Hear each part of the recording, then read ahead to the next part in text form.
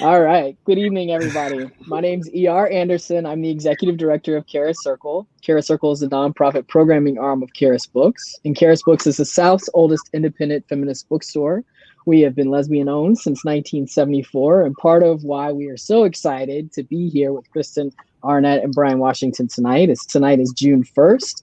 We're kicking off Pride Month, and there's nobody we wanted to kick it off with more than these two folks. It is pub date party time for Kristen Arnett. One of the things that we're most excited about, of course, is that Kristen is also a Southerner from our adjacent state of Florida, and we love celebrating queer literature from the South, particularly contemporary queer literature from the South. It feels really important to us, and so this is a really exciting thing to have you both here. We got to be the bookseller for Bryan's most recent book, celebration with the History Center, just like a couple months ago. So if you missed that, you can go back and check that video out as well, because that was a wonderful event. So I know y'all are really excited to get started. I want to introduce you both formally. So I'm going to start with Bryan. Bryan Washington is a National Book Award 5 Under 35 honoree, an NBCC Award finalist, and winner of the Dylan Thomas Prize and the Ernest J. Gaines Award for Literary Excellence. He received the New York Public Library Young Lions Fiction Award for his first book, Lot, which was also a finalist for the NBCC's John Leonard Prize, the Penn Robert W. Bingham Prize, and the Aspen Words Literary Prize. He has written for The New Yorker, The New York Times, The New York Times Magazine, BuzzFeed, among many other publications. Yeah. Yes, so many. His best-selling debut novel, Memorial, was a GMA book club pick, a New York Times notable pick, one of Entertainment Weekly's 10 best books of the year, and a finalist for the NBCC Fiction Prize. He lives in Houston. We're thrilled to have him back with us tonight. So welcome, Bryan. Thank you. And the person of the hour is Kristen Arnett.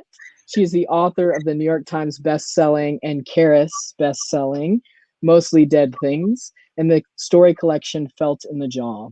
A queer writer based in Florida, she has written for the New York Times, Guernica, BuzzFeed, McSweeney's, The Guardian, Salon, and elsewhere. She's been a finalist for the Lambda Literary Award and a winner of the 9th Letter Literary Award in Fiction and the Coyle Book Award. So welcome to you both. I love seeing everybody shouting out where they are watching from. We want you folks to consider this your official kickoff for Pride. Clap back. Tell us what we want you to be as vocal in the chat as you like, and we want you to feel free to ask questions. So if you have a question, please put it in the ask a question box at the bottom center of your screen. And if you see a question that's similar to one that you wanted to ask, please just upvote the existing questions so we can avoid redundancy. I am going to go ahead and get out of the way, and we will get this party started. Thank you so much for being here. Yay, thank you. And thank you so much for your introduction and all of your help. Yeah. Kristen, how are you? I'm so glad you could do this with me. I'm a huge fan of yours. I love your work so much. So it is a fucking honor that you would do this with me tonight. I am very appreciative. I could just spend, the next hour just talking about how awesome you are and like how your work is a gift to the queer canon specifically, but to the canon just generally. But I'm not going to do that. Really excited to talk about Whippy, the most recent book. I think that it's really rare, I think, for me, at least as of late, to read a book that makes me reconsider what family is and what family can mean. And more, I suppose, specifically within that, what queer family is and what queer family can mean, and the multitudes that it can contain, but also the specificity of those multitudes and the ways in which they can fold in on one another as, the folks who are trying to go about constructing it figure out what that means for them and how it runs up against what they've been told that it's meant to mean, all of which is to say that, this novel, it's about family, it's about love, it's about expectation, it's about, what we feel that we're owed and what we actually sort of have the courage to seek out for ourselves. And that's just a few of the things and the themes that, you circle around just so precisely and so expertly throughout the book. So it really is a joy to get to talk to you about it, but also I was quite happy that it's here and that you did it. So you just kind of you just have it, you giving it to us for free. So I think the first question that I wanted to ask really is just a general one. Just how has this experience been in terms of just releasing the book right now? We're coming off of the heels, so to speak, of your last novel. So has the experience been wildly different for you, or has it been one that you sort of expected it to go the way that it's gone? I think it's one of those things where it's it has not gone the way I expected it to, and then also has. But part of that is just my own, just deluding myself in terms of right? I had this other book come out and I'm well, I've done it. So now I know exactly it's going to be, I'll know what to expect. I definitely won't be stressed out or worried or freaked out about things. And that was a lie. That was not accurate. Okay. I think it's another thing too, where it's I think it's hard because I am a person that's I don't know. I feel I'm a fun time person, but I'm also I'm definitely a workaholic, and I'm yeah, I'm the first person at the kegger, and maybe I'll bring the keg, and maybe I'll do a keg stand, but I'm also I'm gonna show up to work the next day even if I'm hungover, and I'll be mad at myself if I can't do it the way I want to. Mm-hmm. So it's it's one of those things too where I was this is just I'm this is a therapy session. I'm airing out my control issues, possibly. But, as one does. Yeah, it has been so nice though too to be in a place where it's I know we can't really see each other as much as we want right now, but to be able to do this still, the fact that you and I could do this, this is a perfect launch. I'm still getting to do so many of the things I want. River had set up so many of the things that I would want to have, and they've been so on top of things. They let me do any kind of wild thing I wanted to do. They're do you want to do an online happy hour? And I was yes. Thank you for understanding me. So there's things that are happening now that I definitely didn't anticipate, but that have been better in different ways that didn't happen last time. And the ways in which I feel I've been had anxiety are my own. I manifested those things myself. And then they dissolve into themselves, and everything ends up working out. But in the moment, it's just oh my god, this is what the fuck. But for Witty, what was the catalyst for this book for you, right? And I suppose it's two separate questions that I have: what the catalyst for the book is, and also what questions you were sort of circling around as you entered the book, because there are themes that feel as if though they are linked between this novel and your first novel and the short stories that you've written, and yet it feels very much like its own text, and it's a text that grows as the book progresses, right? Which feels like a very rare thing, right? A narrative that adds questions upon the questions that it already has, so that it forms a conversation with the work that you've already completed and the work surrounding it, but also the work that you've completed in the mix of the book and in conversation with the reader themselves. So I wonder how you went about approaching those questions from the beginning, and also just sort of what was the impetus, the catalyst for writing the story to begin with.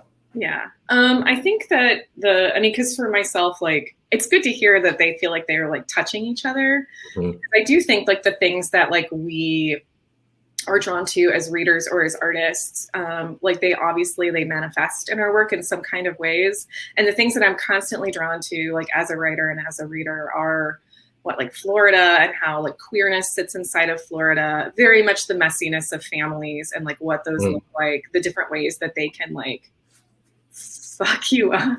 But irreparably, yeah. Yeah. Yeah. So like for me, this book started with, I think a lot of times things start with me for like with some kind of thing I get very obsessive about and I can't stop thinking about it. That's how it feels that it's going to be some kind of big project, because it needs to be enough, because I get bored very easily. It needs to be enough that I want to sit with it for a while, because enough that I know that like halfway through a draft that I won't like abandon ship because I'm that older, you know? So for me, this started with like, I had the idea from like the prologue of this book, which I don't think it's giving anything away to say like, it's like a failed child abduction at the beginning of the book where like, right, like that's like a huge like life issue, but it's also like a family story.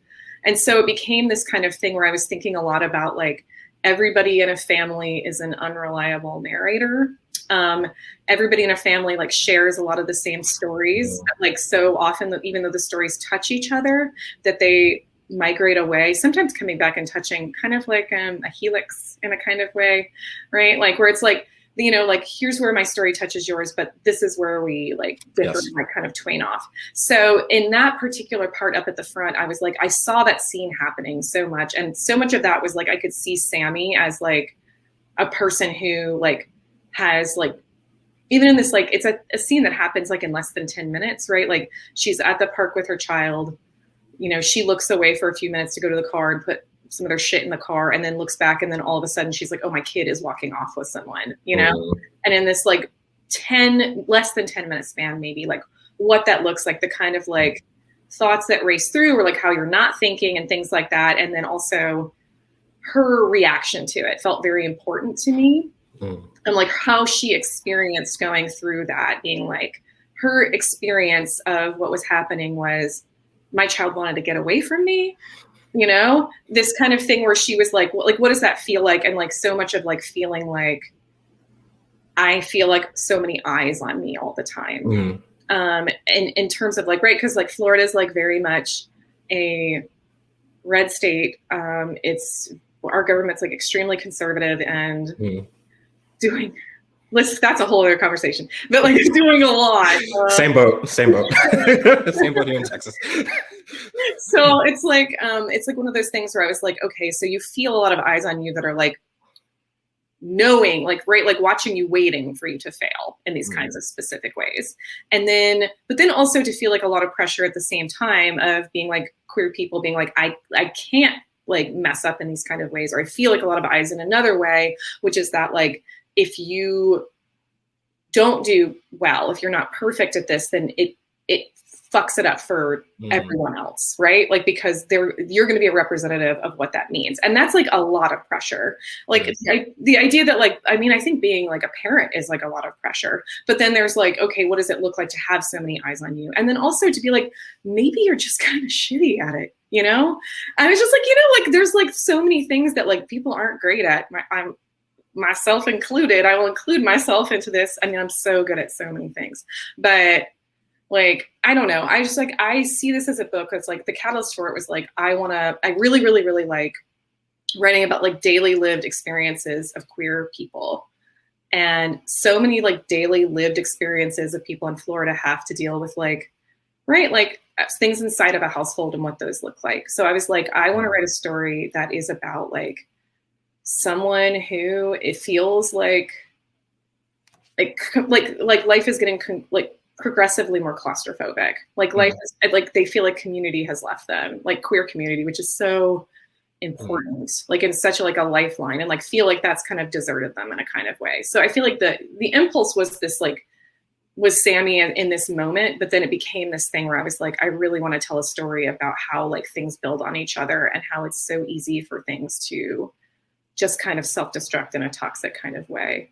Also, I think it's really fun to write things that are uncomfortable. It's a delight to read. Yeah, I think that, and in many ways, I think that's exactly it, right? I mean, I think that there's a way in which, you know, these sort of like capital letter outlets might look at domesticity within literary fiction and view it in a pejorative term. But there are a few things that I can think of as radical as like queer domesticity, you know, like this, because this is a thing that, you know, many of us have been told, like, not only can't exist, but just like doesn't exist, right? It was completely elided from the conversation. And yet, you know, the task becomes like, okay, like, what does it look like for us? Like, there's like a lot of freedom there, but it runs up against the tension of expectation. And I think that interplay is just so deftly woven throughout the novel. There's a question about Sammie that I wanted to ask, but before that, you talked a little bit about this, you know, conundrum of being seen, right? And it was really interesting and something that made me consider the question of what it means to just sort of be seen as a person in the South, but also more specifically what it means to be seen as a queer person in the South, right? And in many ways, I imagine that, you know, Florida is pretty similar to Texas, and, you know, quite a lot of family in Florida. I spent a decent amount of time there, and that you got hella queer people in Florida, right? You have hella queer families in Florida, and yet there aren't very many, I suppose, North Stars for folks which to congregate, similarly to Texas, in that you have folks that are residing in these areas and think of themselves as being a part of these areas, but without a space, so to speak, or really codified area, it becomes tricky to have that sort of identification with the place. So I wondered, what were you considering? And I suppose, did you find yourself learning anything about what it means to belong to a place as a person generally, but as a queer person specifically, as you know, the novel progressed and as you sort of thought through the ideas that you're working with Sammie? Yeah. I mean, it's a thing I think about a lot, just as a person who is queer that has lived my whole life in Florida. There are so many queer people here. There's like so many queer people. And specifically like in Central Florida, because I write a lot about like Orlando or like North Florida or like East Orlando kind of areas where it's like, there's so many people, because we have like hella theme parks and like queer people love theme parks. Like there's so many people. Anything to do the death drop, you know. Yeah, I was just like sacrifice my life to, like we have people that literally like move here like to come be in like the electric light parade like at Disney, like, right, like it's a whole situation. So we have so many queer people, but yeah, there's not like dedicated spaces, or those spaces that we have are like really restricted to like nights. Like there's like here's your night that you have, like, right, here's your night that you can do this, and it's like kind of defined with that. And then there's also like, you know, we have like so few spaces and they don't grow, and then it's like, you know, we had like 3 nightclubs, and then like the incident at Pulse occurred, and then it's like we have 2 nightclubs. And those things are also like, a thing I was thinking about a lot is like those spaces are like really oriented around like a specific kind of accessibility for like youth, or like it's like single culture or like hookup culture, which, don't get me wrong, there's like nothing wrong with that. Like I have no problem with it, but it is like a thing where it's like, it doesn't allow for spaces that are like including this kind of idea about like, okay, what does it look like if it's like I'm thinking about children, or like I move into a different space. And I think that like the kind of queerness that's happening sometimes is like this kind of like, it butts up against it, and it's like, well, there's not room for this here. I don't know how to access it. Like it's not accessible. So it's like this kind of ghosting that happens, which would be like so it's like a devastating kind of thing to be like, because I do think like there's plenty of queer people, not everybody, there's plenty of queer people who've gone through situations where it's like they don't have like the family that they were born into. Like that is not accessible to them anymore. I mean, I can include myself in that. Like I don't have interactions with my family anymore. So the community you build and the families you build are so important and teach you a lot about yourself. And like, that's like a space that's like safe for you and feels significant. And it also feels like very like purposely built because there's not spaces for it. So like those relationships that are forged kind of serve the double purpose of like, we don't have spaces. So the relationships like take up that space, right? Like we're going to make nights for ourselves, or we're going to do like dinners with each other, or we're going to make, right. There's like so many places in Orlando, like that are called a gay space and they're not. Like there's gay IHOP that everyone goes to. And it's like, everybody knows that's gay IHOP, but it's not a gay space, but it's been like, right. Like we've like made it a part of the community. Yes. So like, there's like gay Chili's, there's gay IHOP. Yeah.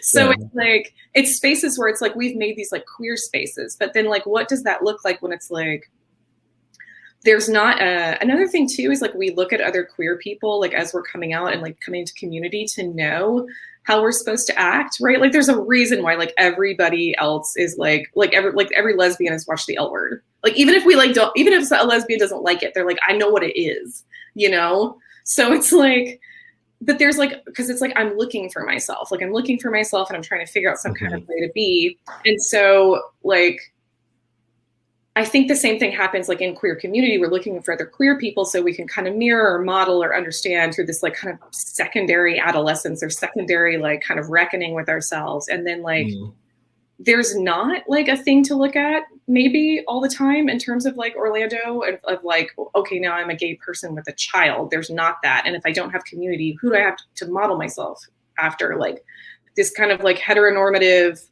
spaces that don't even want me in them, that are like, don't want me there. And so like, I have to kind of be there. Or like if I don't do that, then my child doesn't have access to things. Right. And then like, maybe I feel like I'm failing my child. So it's like, there's just like, I think there's a lot going on where it feels like people just don't know what they're doing, which feels deeply human to me. No, it feels deeply honest. I mean, reading the book, you know, like this question of what does it mean to chart a course for which there's no map, right? Or a map for which the courses that the courses that have been charted already are like so finite and so small and sort of retrodden over and erased and all of these other things, like trying to build a life as a queer person among other queer folks in a space or a time where you've been told that that's not possible or that that's not a thing. You know, I mean, in Houston for quite a while, we had gay Kroger, we had like disco Kroger, right? So writing a narrative of a place into a space that did not have a narrative for us, right? And then it becomes a massive issue when that space no longer exists, right? Or if another narrative becomes written over that narrative, it forces, you know, us to really reconsider, like, okay, like what role does physical space have with community, you know? And these are it's what I so admire about this novel is that you bring these matters, these questions to light, right? Of family, of belonging, of contentment, and the lack thereof. What does it mean when you have like all the things that you've sort of been told that you're meant to be content with, but like that's not it actually. But you don't give us easy answers, right? You don't answer them outright. And in many ways, that feels infinitely more honest and more true than, you know, the opposite or the latter, you know. One question that I had just circling around like this idea of like what a space can mean to queer folks or to queer people or to these characters in this novel specifically is the narration and the prose style just like skews just a bit and it changes and it goes into many different fragments, so to speak, except I don't want to call them fragments because they're so integral to the narrative itself, right? But there's our protagonist's unreliability, right? And that's compounded by the folks around her, right, who are themselves unreliable because we all have our own vantage point. So I wondered, how did you approach this question of like stability for a character, right, for the protagonist, for Sammie, and just stability is just sort of as a queer person in general navigating a very unstable time, right? Or maybe a place like Central Florida for which there isn't the most sound foundation for queer folks to look toward, or models for a sound foundation for queer folks to look toward. A thing that helped me when thinking about Sammie was I was like, I do think that so much of like narrative that we construct for ourselves is like we have to believe it to a certain degree for ourselves. So I think like I was like, I want like Sammie is a character who even when she's being unreliable and she can kind of see the seams sometimes, she's like, no, this is still like wholly constructed. I think for her, she's like, this is what the reality is. This is like how things are, because I think that that's just how we're able to even get through anything. I do think it's like, there's just like so much of us like moving through space where it's like, I have to believe this kind of narrative that's constructed right now, because if I don't believe this narrative that's constructed, I will literally fall apart or my life will fall apart. And And I think that the thing with her specifically, where I was like, her life's falling apart already. It's just, I mean, trying to like kind of like stitch up like the kind of whole, like the fabric just kind of like rendering itself is like, it's happening anyway. But and so much of that too was like, I want her to be thinking about like how she's functioned as a queer person previous to this, right? And she's like trying to map those things on top of each other. So it's like, she's like, well, when I was single, or when my wife and I were first together, this is how things were, and I understood it, and there was like a path for me to follow, and now I'm in this space and it doesn't make sense to me, and I don't have any kind of like grips to hold on to, and I'm floundering. I think especially too, because these spaces are so important, these kind of map spaces that you're talking about, like queer spaces or things like that, I wanted to have two different like kind of things going on. The first is that I wanted it to feel like extremely claustrophobic for her, because it's like she's gone from being like having those spaces that were her queer spaces to being like, my life is like kind of closing more and more and more until it becomes this kind of way in which my life is my house, inside my house with my child.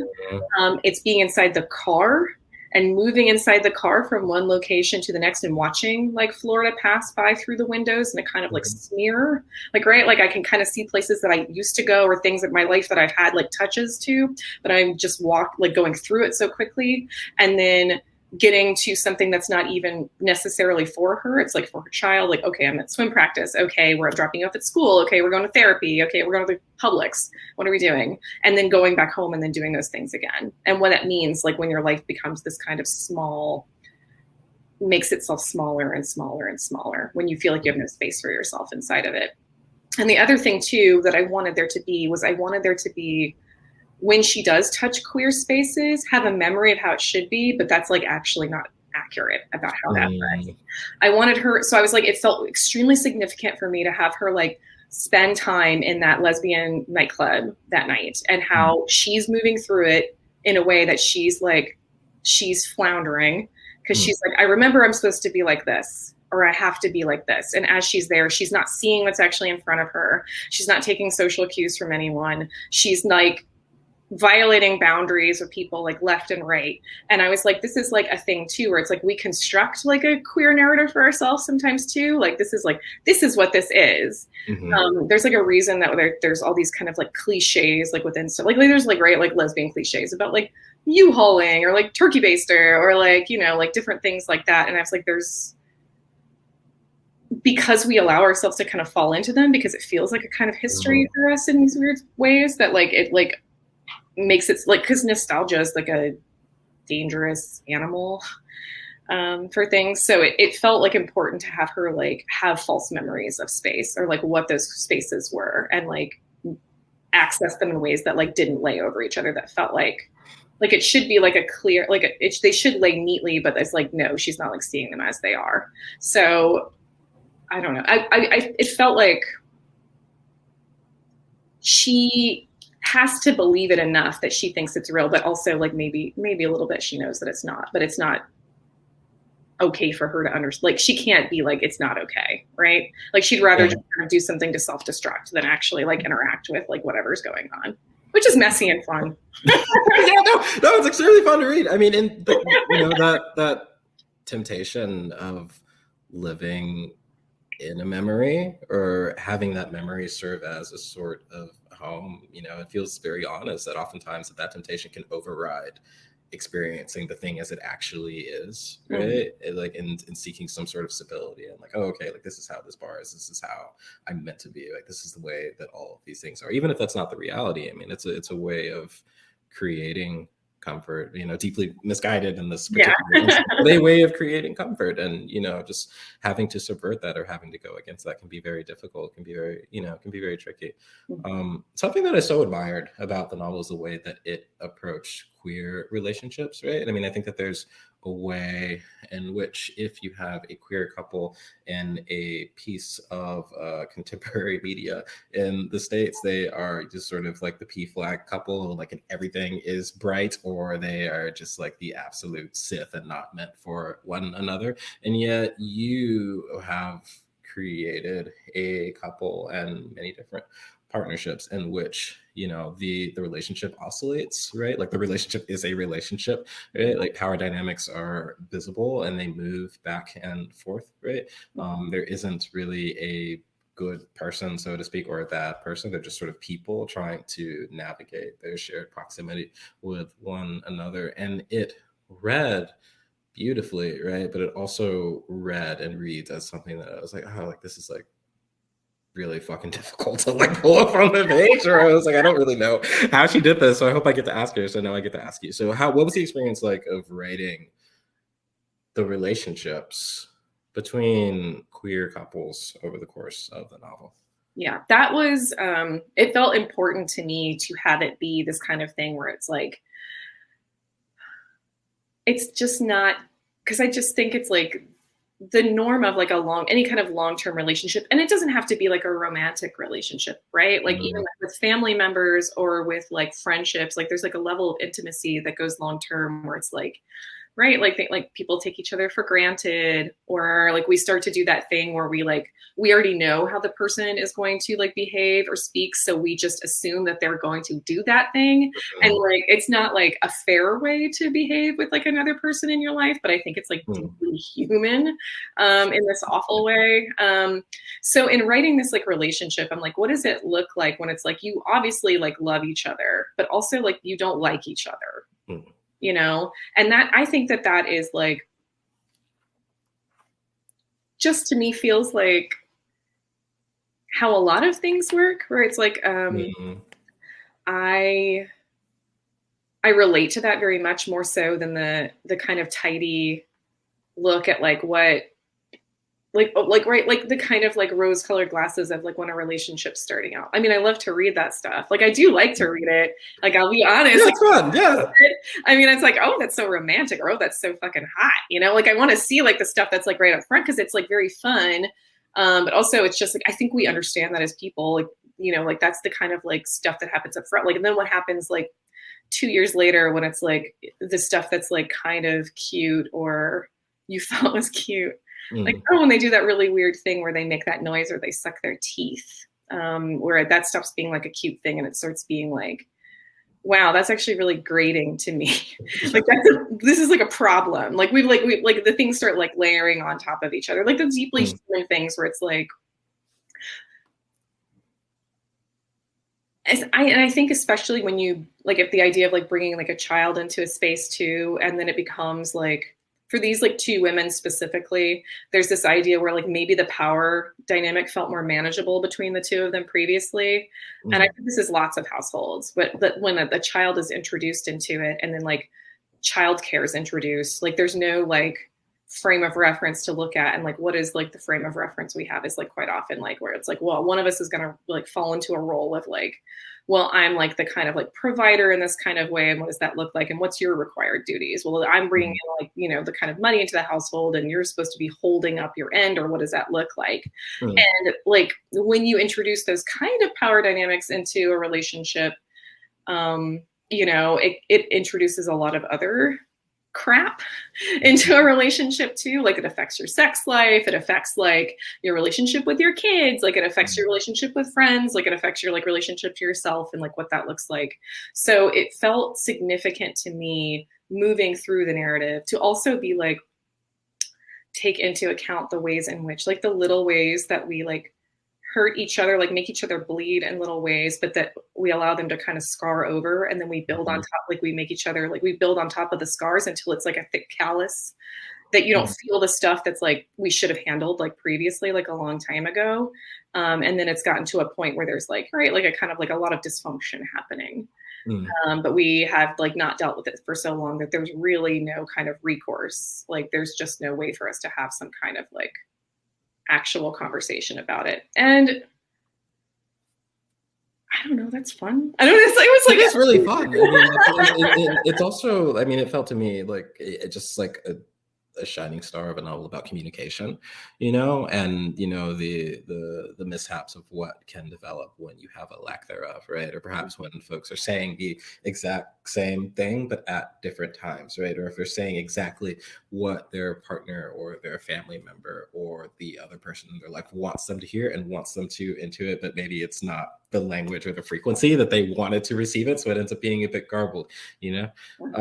I think that I could also make for a number of like humorous moments, and like I think that as far like this is like not bullshit, like it's not cap, like I'm not just saying this just to say this, like you are like one of the funniest, if not the funniest, as far as like humor is concerned, like authors that is working in contemporary American literary fiction today, as far as me myself personally am concerned. And I think that that is the sort of thing that can sort of just be said, and it can be a light thing, but I think that you really understand humor and its levity, but also humor and its depth, and the way that it can move a story, and not only move a story, but the way that it can reflect on both the characters and the readers themselves. Like the bits that you craft, like it feels as if though we, the reader, are implicated within the bit, like our involvement is necessary in order for the joke to work. And then implicated in the bits, I love that. Yeah, no, I mean you're doing this, so I don't know what to tell you, but I wondered like how you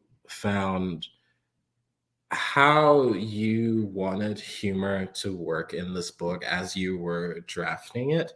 And I also wondered what felt or feels like the role of humor in writing about queer relationships and queer narratives, perhaps more generally, right? I mean, I think that it is a narrative form, or I suppose a narrative path that is sort of front facing as one that is like rife with difficulty, right? Like one in which it would be, you know, quite easy, if not preferable to some folks, to capitalize solely on the marginalization or solely on the difficulties. And, you know, you don't ignore those, but the way in which you utilize humor makes it feel just, it becomes honest, right? It becomes like a true thing in lieu of like a bunch of separate things. It like really binds the entirety of the narrative together, and it just makes it this beautiful thing to get to live with and like experience. So like over along the way of asking like, why are you so funny? And like, well, how did you utilize humor like in this particular book? Okay, it felt like, I mean, I think anytime I'm trying, like, I'm going to snake that implicated in the bit thing, because I will credit you. Okay, you don't have to, but I appreciate it. Yeah. I really like that, because it's like this way in which, like, quite often when I'm thinking about like what's funny, right? Because like humor is so subjective, like, right? Like there's plenty of things that I think are funny that people are, and we know that from Twitter, because there's like plenty of things that I think are funny I'll post, and people will be like, just delete your life, like delete everything, like that's not funny. And that to me is funny, even like the response is funny. So it's like we know humor is subjective, and so like within the the construct of this like particular book, I was thinking so much about like the humor of discomfort, or like the kind of like, I think about it a lot as like, okay, a good example would be like, now that we're finally like kind of making our way back out into the world and like going to bars and like going back to restaurants and things like that, carefully and slowly and vaccinated.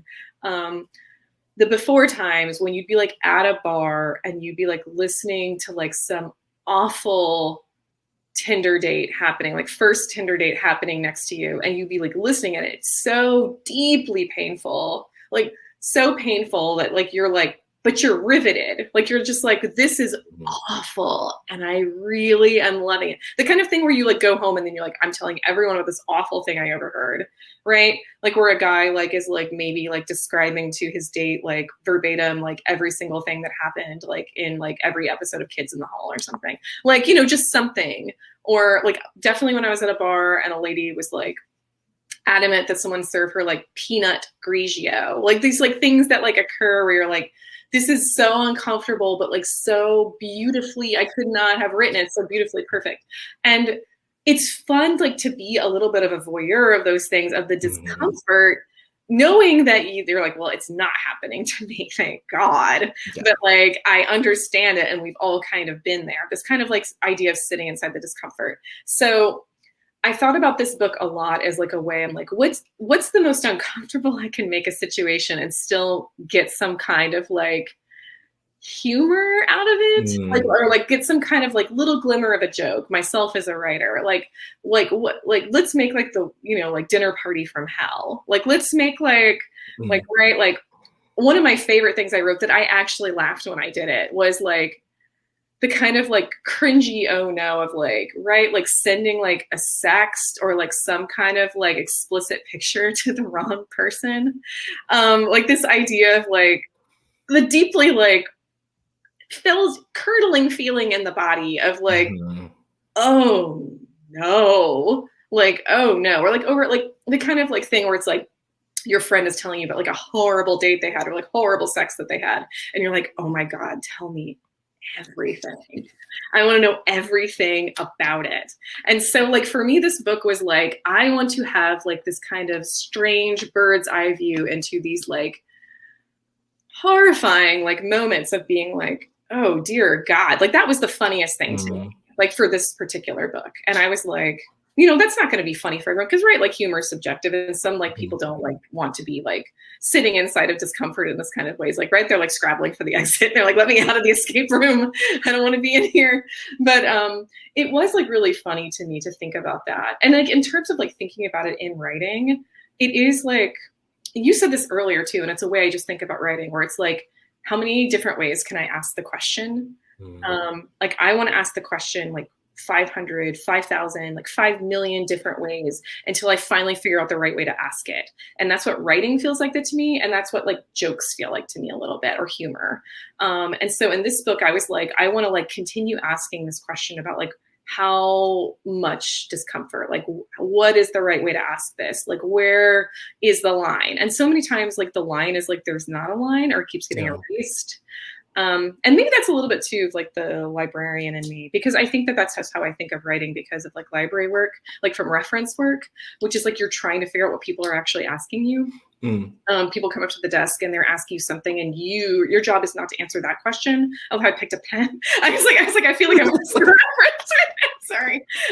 Where it's like one of those things where it's like, I have to figure out what you're actually trying to ask me. And that to me is like writing, and it is to me like humor. Like I'm trying to figure out like not what's funny, but like, how do I ask it? Like, let me figure out the right way to ask it, because there's not a right way to ask it. There's just all these different ways that kind of pile on each other. And when they're all sitting together, kind of like make the whole of the joke, if that makes sense. It makes a lot of sense. I mean, I think that and it's a really fucking interesting thing, right? Because once the humor is so finely interwoven into the narrative itself that there were often times where just like myself, like reading your work, when I'm like, okay, like this is like she's setting up like a bit, like she's setting up the joke, and also like the dual realization that like, oh, like the level of difficulty for this is like extremely high. Like I don't really know how she's going to pull this off, and it keeps going higher and higher and higher. But at some point I stop thinking about that and I start thinking about the stakes that the characters are undergoing themselves, right? The discomfort of the moment itself really pulling me into the story, right? And then, you know, that's when the bit sort of happens, right? And everything sort of cascades in on itself. You know, it's a really marvelous thing to like see like on the page, right? Just to sort of see like in print. I mean, like you just did it, and it's really I don't know, it's just deeply admirable. I had 2 more questions, that I want to take some of the questions from the audience. I did want to ask a little bit about writing about place, because I think that you write Florida, and you write around Florida, and you write under Florida, and you write in Florida, and you do it in such a way that it's not only that you know the state and you know what you're writing about, it's as if though you know exactly what details you need to provide to your reader, to your audience, so that we feel as if though we know it too, and we feel as if though we're a product and a part of it too. So I did wonder, what role do you feel that Florida had and that place had within the novel? But also, what do you feel makes Florida as a setting so rife for dysfunction, and the sort of dysfunction that I live in like a pretty fucking dysfunctional state, so I feel like I can say this. So what makes this particular setting so rife for dysfunction and for the contrast of so many different opposing forces, so to speak. But it's like they're opposing, but they're working in tandem with one another. It's like a really like shitty choir where you can hear like everyone individually, and you're just like, wow, like I just wish that they would shut the fuck. And it just doesn't make any sense, but it makes a sort of sense. Like you pull someone else away, and that's not the choir anymore. Like I don't know. So like, how do you do that? Like, oh my God! Wow, that's beautiful. It's a beautiful way to think about Florida, which is like just a messy bitch. Like it's just like, it's.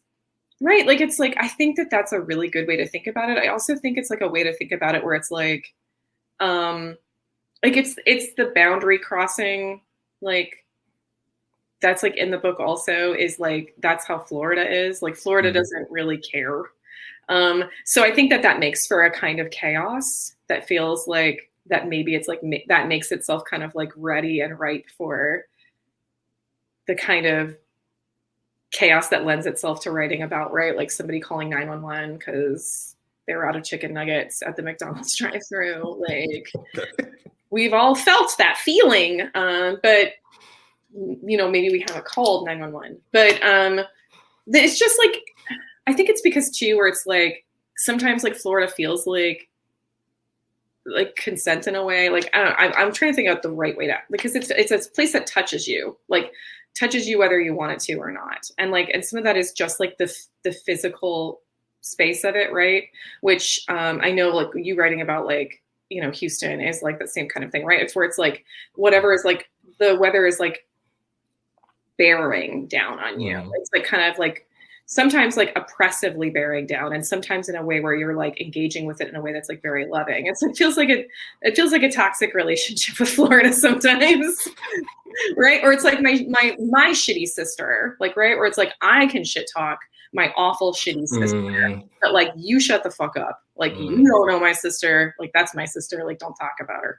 But like it is a way, like I think a lot about like how like everything wants to scramble inside. Like how like your air conditioner breaks down because like the potato vines are like growing inside of it, or like lizards scrambling in your house, like 1 million roaches, like the mosquitoes that are like, it doesn't matter how much like friggin' off you put on yourself, like they're in your house, like stuff is happening, like literally the foundation of the house kind of cracking because there's stuff coming up like through, the hurricane happened, and then, my neighbor's roof is like smashed in, like, and also like rain, and then like, the rain stopped and there's the rainbow and there's the sun in the middle of it, and then there's the rain again, and then, oh no, like a bird flew into the window and died on the ground, like in the middle of it. It just feels like invasive in a way that's like, Florida's always trying to take itself back, it feels like, where it's like trying to like regain itself. And I don't blame it for that. But it is like, I think it just like, so it makes it easy. Like it won't, it's like tapping at you constantly, being like, hey. So it's like writing a book that like takes place in Florida and not including all of that stuff is just not reasonable, because it's like the constant tapping, the constant like overwhelming, like I'm here. And like how you move through it. And some of that stuff has been like, when you've lived a place a long time, you like internalize so much of like what a place is that you don't even realize a lot of it anymore. Like I felt that way about like, right, like I had a friend come visit and she was like, what's all that shit in the trees? And she was like talking about Spanish moss. She was like, what's all that shit? And I was like, oh, okay. Like that's an interesting way to think about that. Like things like that. I don't know. It's like, so it's like, it just naturally migrates itself into work if you're like just embedded in it all the time. But I think a thing too, I've been realizing as I'm writing about Florida, like this specific book, like Mostly Dead Things was like very much like the inside is like the outside's coming in, like, right. Even when you're inside, you're outside. And this is a book where it's like, even like, I can't get outside. Like I can see it or things are happening so close to me, but I can't touch it. Like, and I wanted there to be that like kind of barrier. And some of that barrier is like class related, like, right. Like who has the money to be in some kind of like neighborhood where they've like really hacked the shit out of all of the like the native plants, and then like there's just the invasive stuff or like the weird stuff that somebody's put around a pool, and like even like the lizards, like you've like gotten rid of, like the ones that are invasive have eaten the other ones that are supposed to be there, like what things are. And it's like I wanted it to be this kind of look about that kind of look at Florida, because there is also like a just a ton, like with any kind of place, like the idea of gentrification and like what that means, like being inside of a space, and to even be like a queer person and know you're taking part in that, right? Like it's like queer people are gentrifiers. Yeah. So it's like, I don't know. I wanted it to be like looking at Florida in that kind of way, because that's a lot of Florida. I mean, a lot of Florida is like this kind of like we're a space for tourists, we're a space for like coming in and like consuming. And so like money comes from like, right, like kind of tearing down spaces and then rebuilding them and making them like marketable or like consumable in this kind of way. So that's like, and that's a big part of specifically about like Central Florida, about Orlando. I mean, you don't like, it's a tourist industry. So it becomes like a kind of thing of like consumability. I don't know if that was answering the question. I feel like I went off. No, it totally did. And I mean, I feel like the way that you approach it throughout the novel is achieved expertly, you know, like this question of like who can access what spaces, right, and which queer folks can access which spaces, right, and how do these spaces change when they become like noticeably queer, right, if they transcend from being the sort of like, oh, we all know that, you know, this is the gay Kroger, to becoming like the capital G, like capital K, like gay Kroger, like who is denied access at that point. I mean, I think the way that you approach place, the way that you approach the relationship that your characters and the people have with place, I mean, it's just really luminous, you know. I have, you know, like 86 more questions, but I think I'm going to leave one, and then I'm going to ask some from the Q&A, and something that it's kind of a simple question, and it's what did you feel that you learned about family in writing this novel? You know, I mean, and yeah, just leave it at that. What did you feel that you learned about family over the course of writing the book? I think that it took me to a place, I think, because like in writing this like book, I was like, this is like just deep dysfunction in a kind of way, where I was like, which I know that is like, you know, like definitely part and parcel of like so many like relationships, the stuff that's like unseen, right? You get to see inside someone's house or relationship. Like we all have ideas, like, right, we're so online, we're on social media all the time, and we have like ideas, like some kind of Instagrammability of like what someone's life or relationship or family actually looks like, and that's not what that thing is. But also like I feel like so much of like writing this book about like this family that just is completely incapable of accessing how to hear each other was like thinking a lot about like as queer people, we really want to have community, and like we make community for ourselves, and like ways in which like not to like self-destruct or destroy it, or work to like, you know, work to like develop like mechanisms where we are like bettering those relationships, like even if they're not like, I think you're expert at this, like I loved it in Memorial, this idea of like, right, like even if this relationship doesn't work, the idea of like how can we salvage like wanting to respect each other as people, or like wanting the best for each other's people. I don't think these people are doing this in the book, but I think it taught me a lesson about like what I think about the idea of like how we can like specifically in Orlando is like what is the need here, and like what would be like the ways in which, the small ways in which like people inside of relationships, queer relationships, can like, even if they manifest into like different like frames of like outside of romance, like how does intimacy still sit there, and how can we like be kind, which I think can be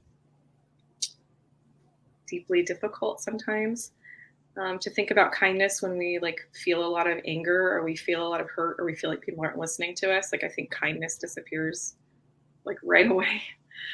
So I thought a lot about that. I feel like that's what I was thinking the most. Like I feel like that's what I have like kind of taken away from like through the process of like thinking so much about this book, is the idea of like nurturing like the small sparks of goodness, which is a funny thing to take away from this book, I guess maybe. But no, I don't think so. I mean, I think that each of your characters in many ways is capable of goodness. Like they have goodness in them, and you know the trouble and the trick of it becomes like how do they share that? Like how do you extract it, and what does it actually look like, and like what happens when it looks different than what, you know, the folks around them may have expected, like a child, like a partner, like a friend. And I think that you do it so beautifully, you know. I'm going to take a few, I could ask so many questions just off of your answer just now, but I'm going to try and take a few questions. One question from Sarah, they would like to know, do you think there is a kind of complacency within straight couples to self-isolate as parents because they haven't had to build community to survive, or to center queer people? Do you think there might be higher expectations of community? And I will add a tangent myself to that particular question. How did you balance that, because it's a tricky thing, right? Because you when at least on my end, like when I'm reading queer narratives, I'm not really thinking about like what someone straight is going to think when they pick up the text, but that doesn't mean that the question isn't there, and that doesn't mean that the sort of framework isn't there. So writing about something like family, right, and particularly for characters who are trying to figure out how to create a family, how to navigate like the framework of a family, how did you yourself in drafting navigate that relationship, right, between the supposed expectation of what a family is or could be in Florida specifically, and the family that your characters are trying to create? Well, I think I really leaned into the idea that like pretty much no one knows what they're doing. Right. I think there's like, right. I mean, I cannot speak for like what that would be like as a straight person, because yeah, I'm not straight, which is like, you know, like my work is very queer because, and I think that we say that as queer writers because we are queer. So that just embeds itself in our work. So what we're writing is queer. I do think that there's these, I thought a lot about the ways in which there's like this kind of rigidity in the way that people view like, here's how you do it. Like, I mean, it makes sense as people who we're constantly looking for answers to things, right? Like there's like, we like Google everything. I'm a librarian. So it's like, I understand where it's like, I'm constantly looking for a way to like parse out like, okay, what's the process and procedure for this?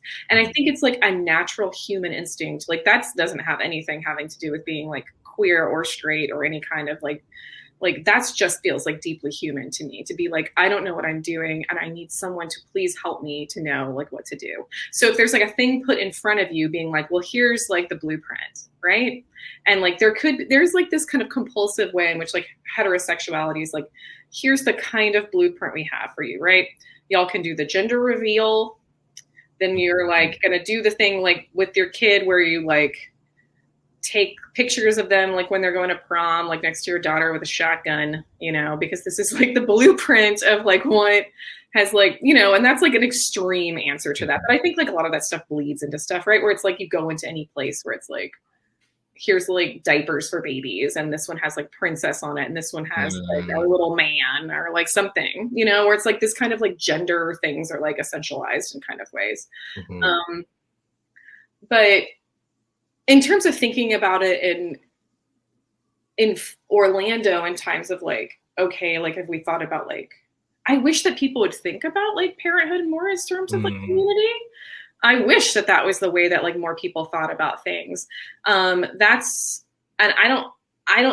can only speak from also just like from like being a queer person in like Orlando and like what that looks like. And I think there's just really not a lot of that, because it's just like not a lot of like, you have to have like a framework or like a place of reference to do that. And just because like single people have like this idea of community doesn't like lend itself necessarily to being like, okay, now this is how like it takes a village to raise a child, this kind of idea of like, which is so like, you know, like it's like, it makes complete sense for like a queer community to like help like in raising a child. But I don't think that's like necessarily like in play in states that are like Florida. Like I haven't seen any kind of thing like that. But truly, I think it's just so much of it is just like the human idea that like none of us know what we're doing and we're just looking for answers all the time. Even when I tell myself like my whole thing is like, I want to be like, once I feel like I'm like, okay, I finally understand something, then that is like around the time that I realize I am wrong about that thing. Brilliant. Yeah. Yeah, that's the exact thing. It's like, I don't know. So I have no answers for this. I just Okay. Well, luckily, I only have 2 more questions. The first one is from Shelby, and their question. I come from a very similar background to Sammie, Southern evangelical household, and as I read it, really felt like this could have been me if my life had taken even 1 or 2 different turns, which made it read like a horror novel to me. Is domestic horror a genre you consciously thought of already? Yes. I mean, I think I'm a person that like, I love to read horror. I'm very interested in it.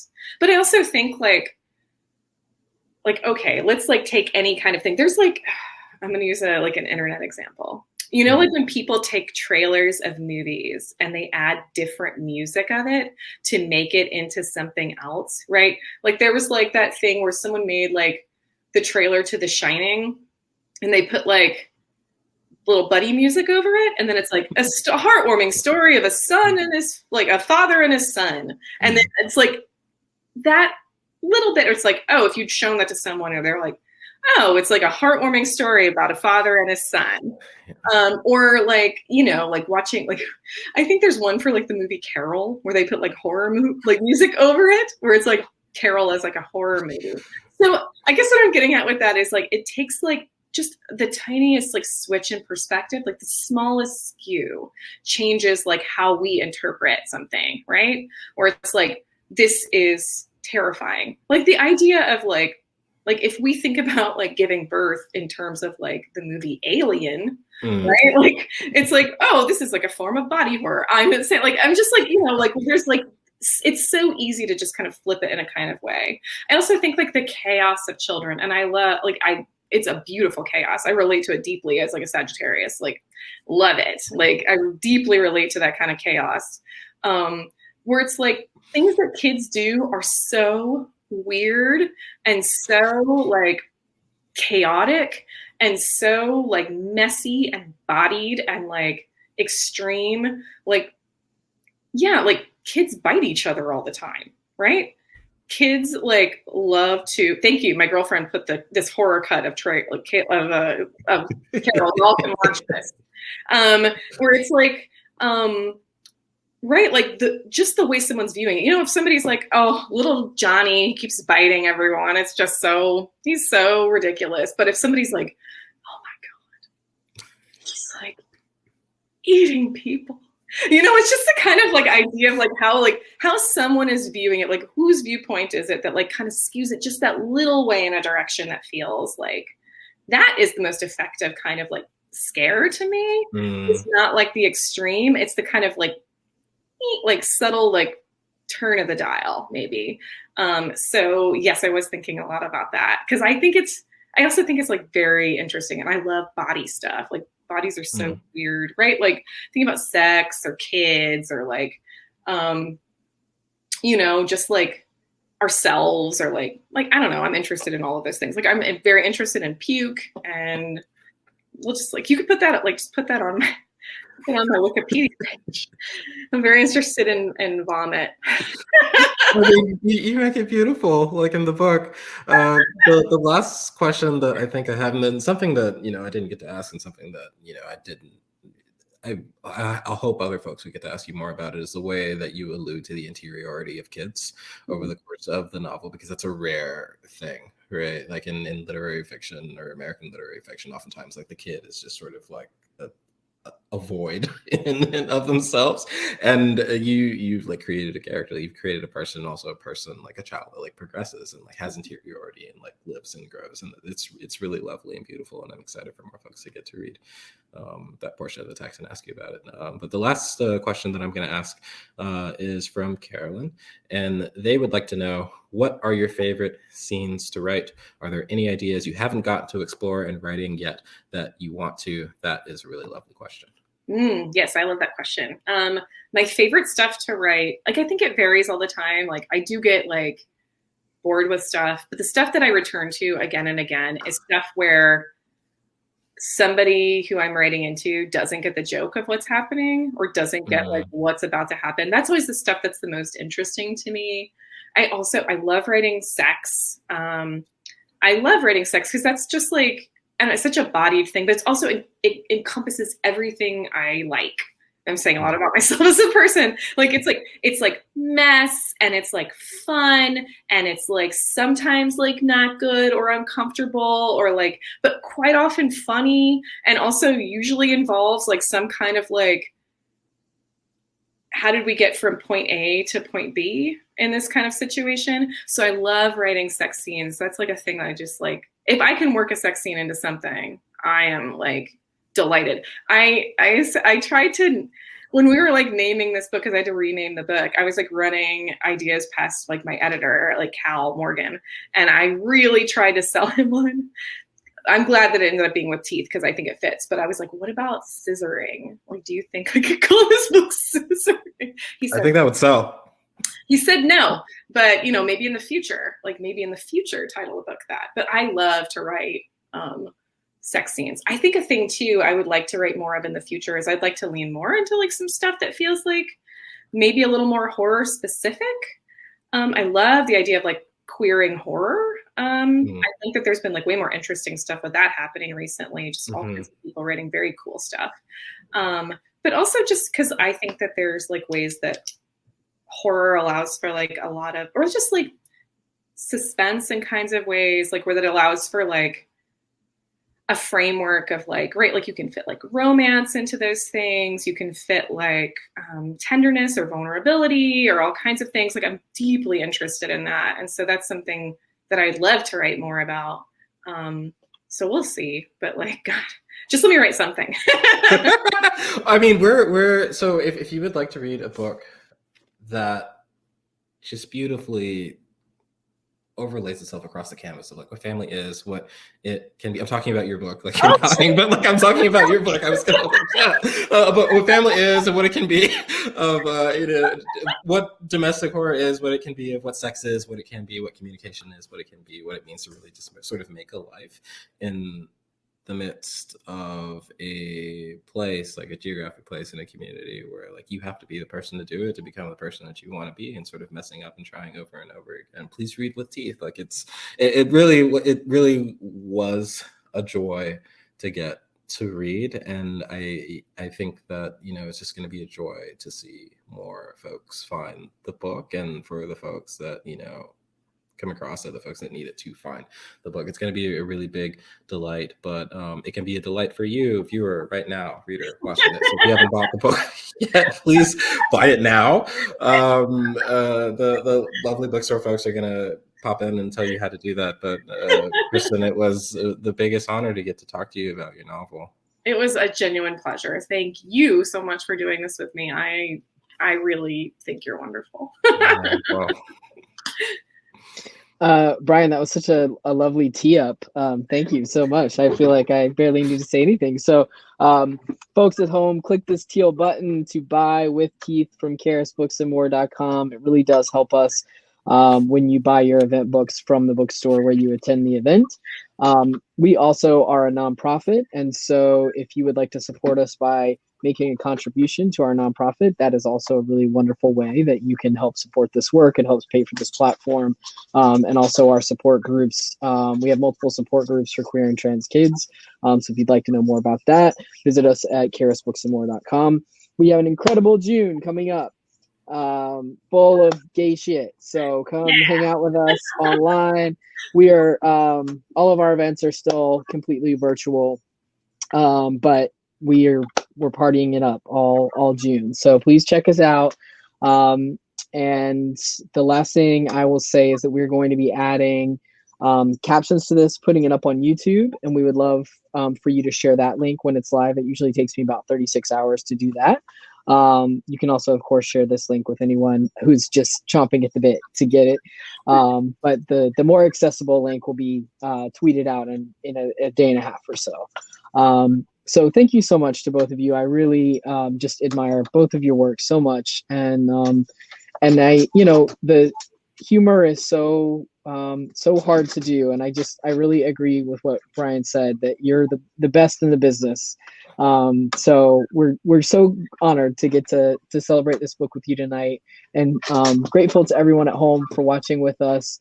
So I hope y'all stay safe and well, and maybe eventually we will get to host you in person. Yeah, one of these great. days. We would love to have a real physical party for you. But until then, I hope the rest of your tour is great. And thank you so much for tonight. Thank you. Thank you both. Thank you, everyone. Bye, everyone.